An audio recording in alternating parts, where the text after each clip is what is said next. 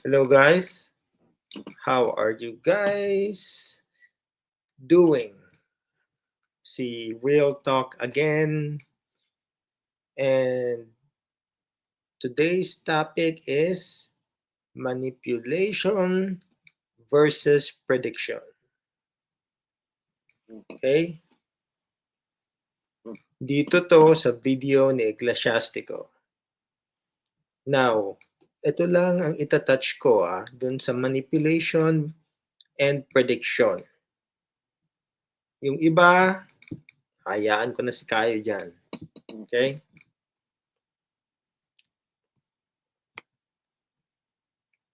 Kayang tindigan at hindi mo kaya ang mga pambabatikos ng tao. Sa akin mismo galing. Gets mo? Katulad ni Makagago. Gets mo? Si MG sa tingin ko at sa opinion ko, isa sa nagamit ni Kayo. Natawa ako sa pinagyayabang niyang prediction niya. Okay. Sabi niya, nagamit si MG.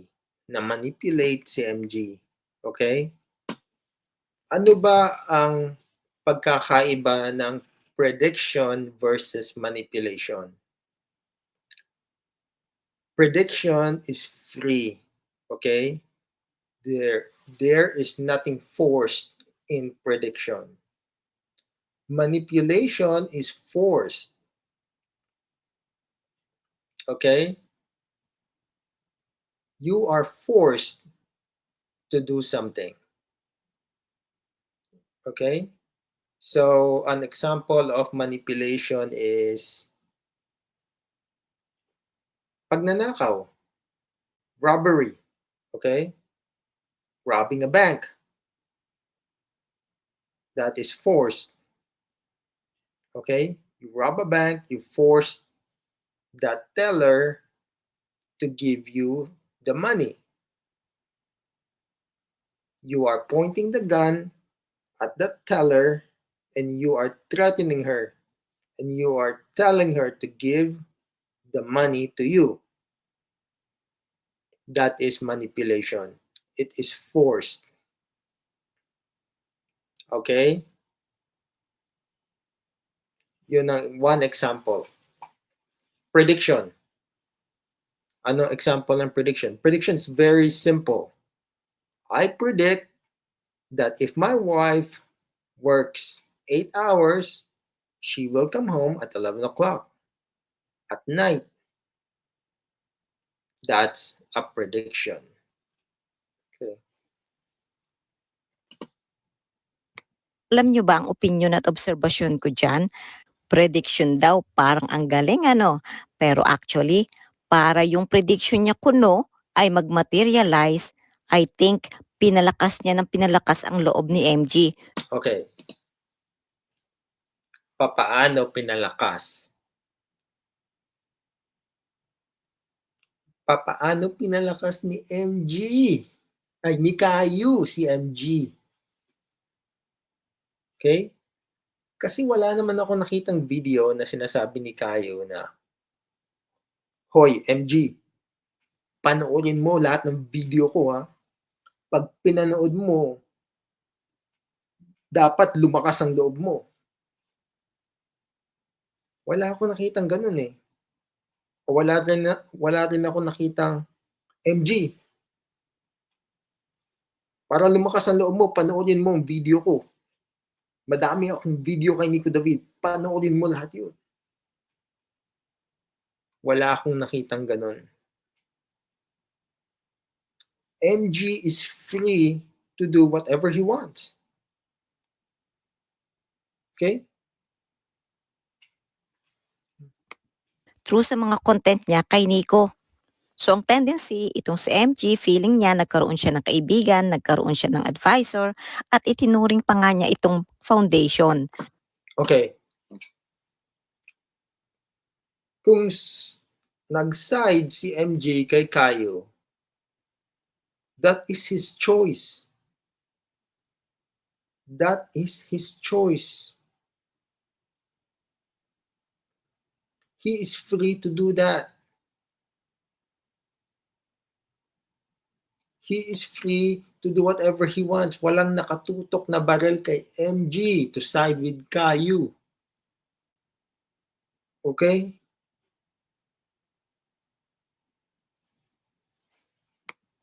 Ayun, tumira ng tumira. Lumakas kasi ang loob ni MG. Pero si Caillou, alam na niya kung saan pupunta ang mga ginagawa nila. Alam niya na pag na-push si Nico, magkakaso ito. So, Okay. Yung ginagawa nga ni Caillou prediction, it's just reading the signs and the clues. Katulad nga ng sabi ko, okay, prediction is free. Okay? If, katulad ng sabi ko kanina, if my wife works 8 hours a day, she will come home at 11 o'clock.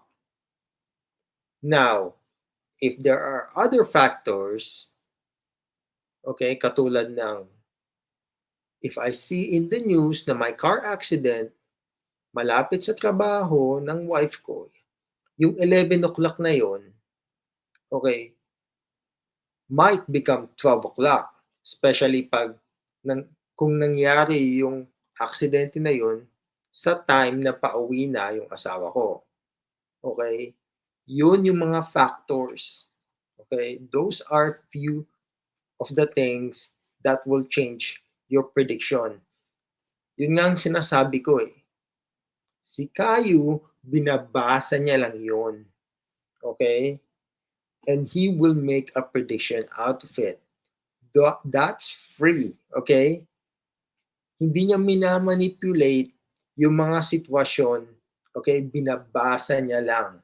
Okay? Yung mga clues. And he tries to predict what's gonna happen.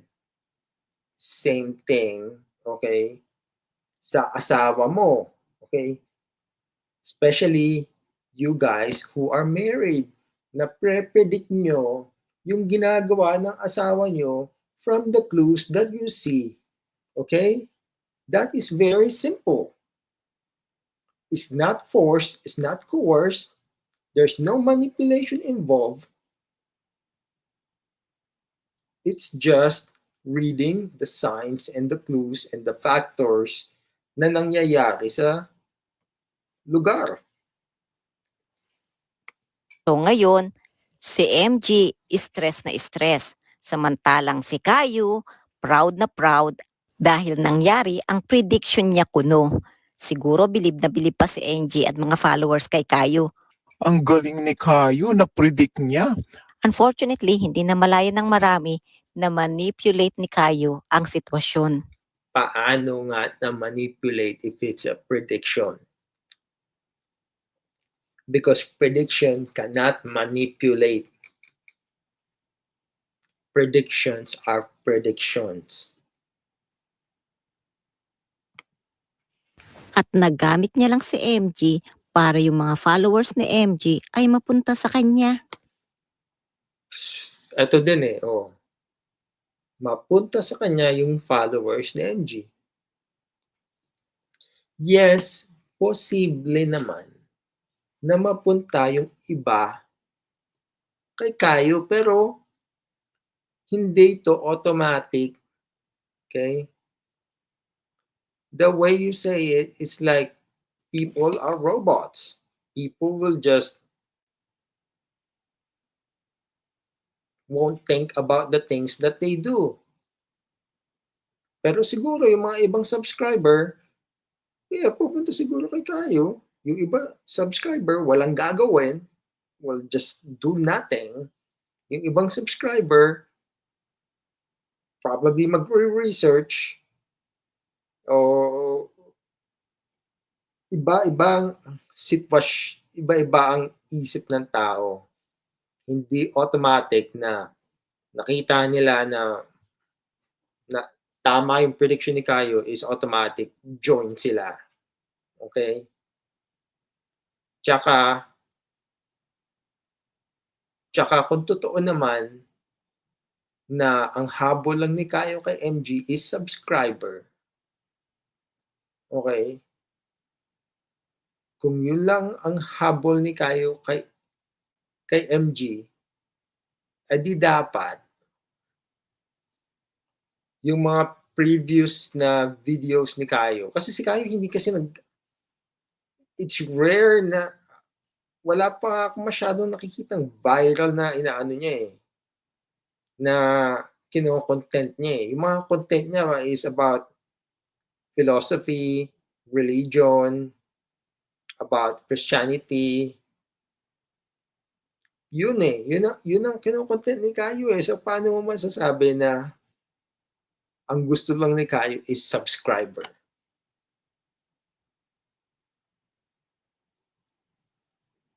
Paano mo masasabi yun?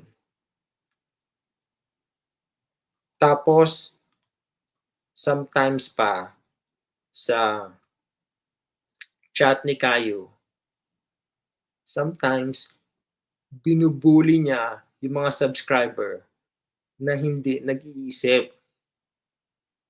So, paano mo sasabihin na gusto niya lang subscriber?